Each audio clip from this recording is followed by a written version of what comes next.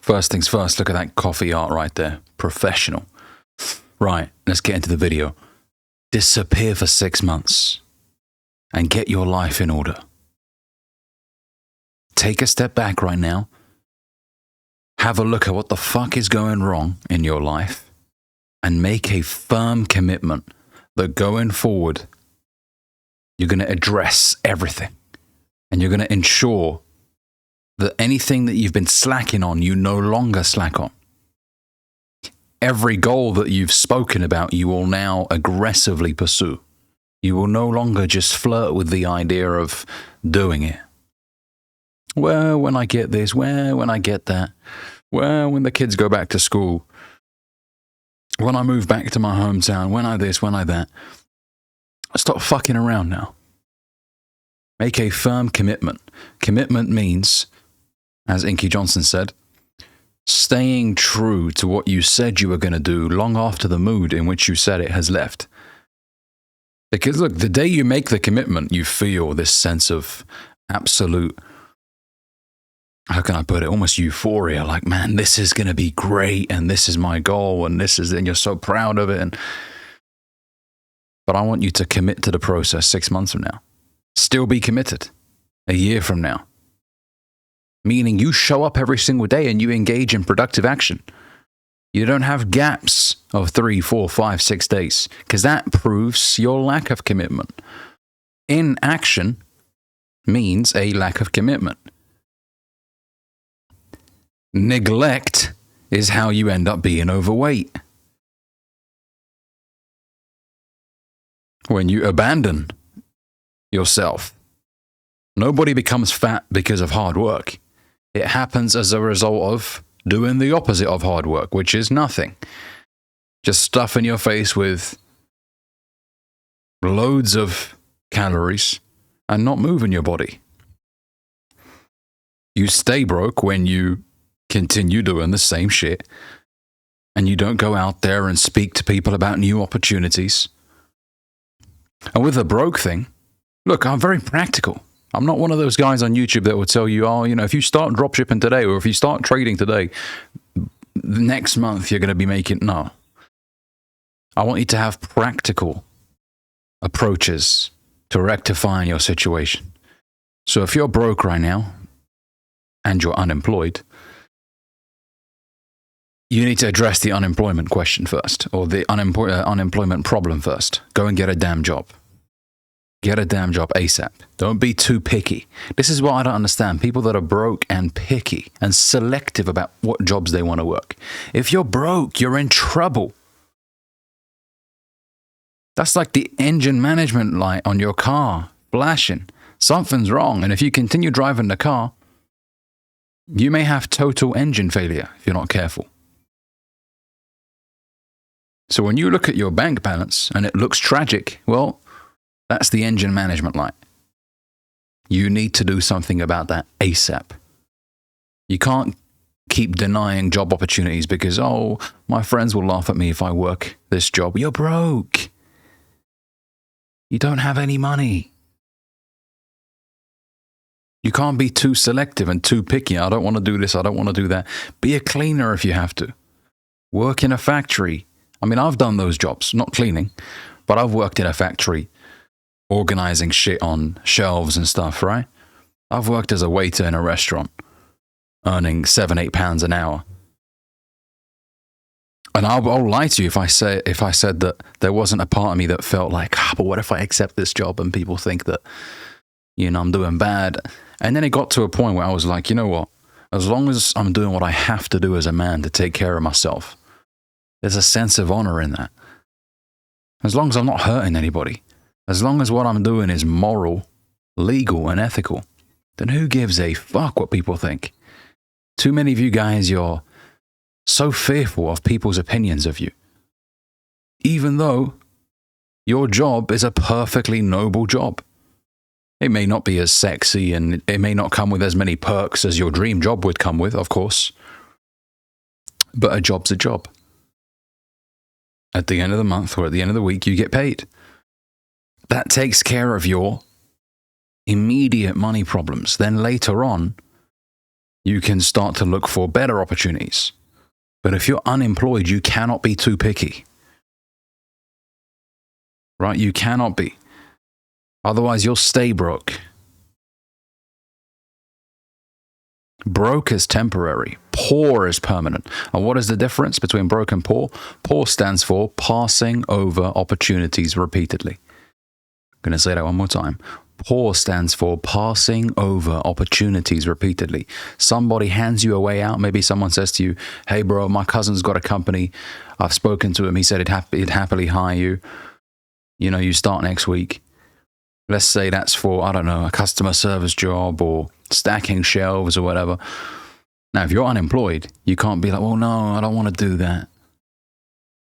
Now, if you've got 4 or 5 options presented to you, and, you know, there's one that clearly pays you significantly more money, well, then, of course, take that one, right?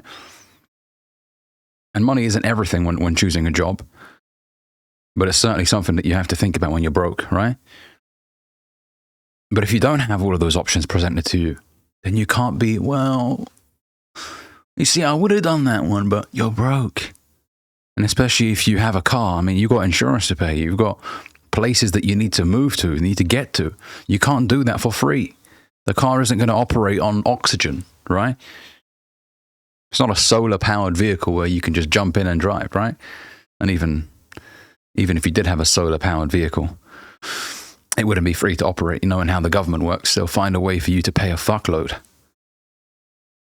But that's besides the point. The point is this.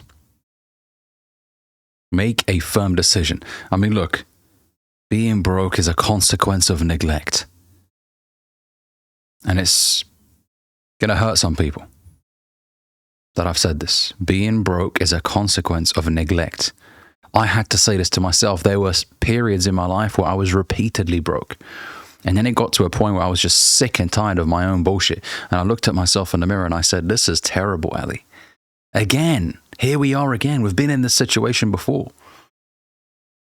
How are you just consistently broke? This is unacceptable. And it was because of my own wrongdoings. Because I wasn't really that serious about making money and using the money correctly. I was prioritizing spending over investing, spending over saving. I was just living my life coasting from one dead-end job to the next. And then it got to a point where I was like, this is enough. This is not acceptable. So you have to be fed up of your own bullshit. As I've said in previous videos, Jim Rohn talks about the day that turns your life around is the day you experience disgust, where you say enough is enough. I'm done. I'm done with the bullshit. I'm done with the games. I'm a grown man now. Even if you're 21, say that to yourself. Don't give yourself the, well, I'm too young excuse. No. Because otherwise you'll be engaging in those same destructive habits for many more years to come. It's unacceptable for you to say, well, I'm young. Because you will pay the consequences. You will. If you fuck up your credit because you're financing everything left, right, and center, like I did in my early 20s, buying shit I didn't need for the sake of buying it. I mean, just because I could finance it, I did finance it. That's how I was back then.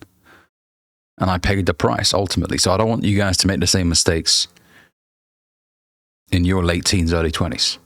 But for those of you that are even in your late 20s, even late 30s, or even 40s, and you find yourself broke again, enough's enough. That's it, I'm done. And maybe you've had so many broken promises that you haven't followed through on. And the reason why you lack self-confidence is because you don't follow through on the things that you said you were going to follow through on. That's why you don't trust yourself. That's why when you say something now, there's no conviction. There's no conviction. You don't believe what you're saying.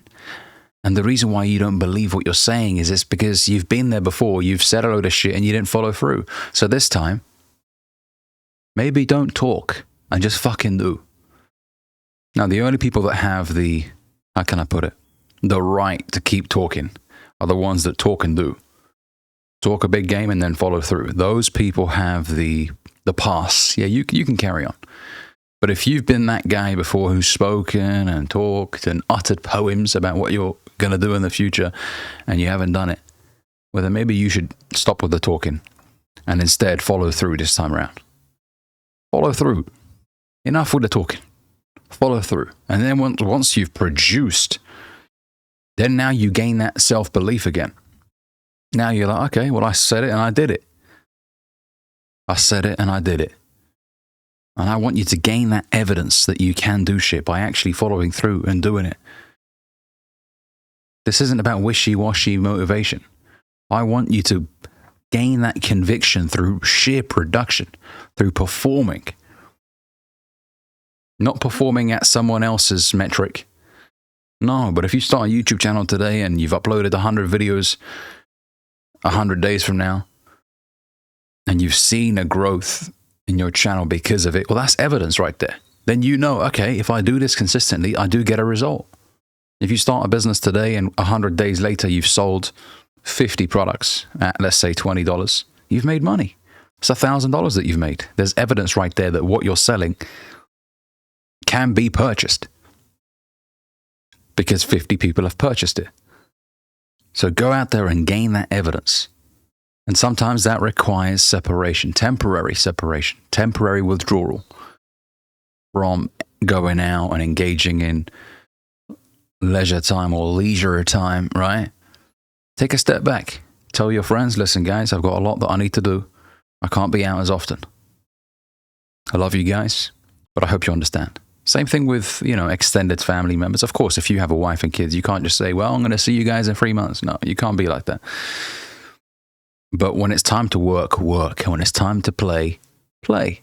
But don't mix the two. Don't work and play. Be locked in. When it's time to do the work, be locked in. Because your work has to be sacred to you if you are to excel at the highest level.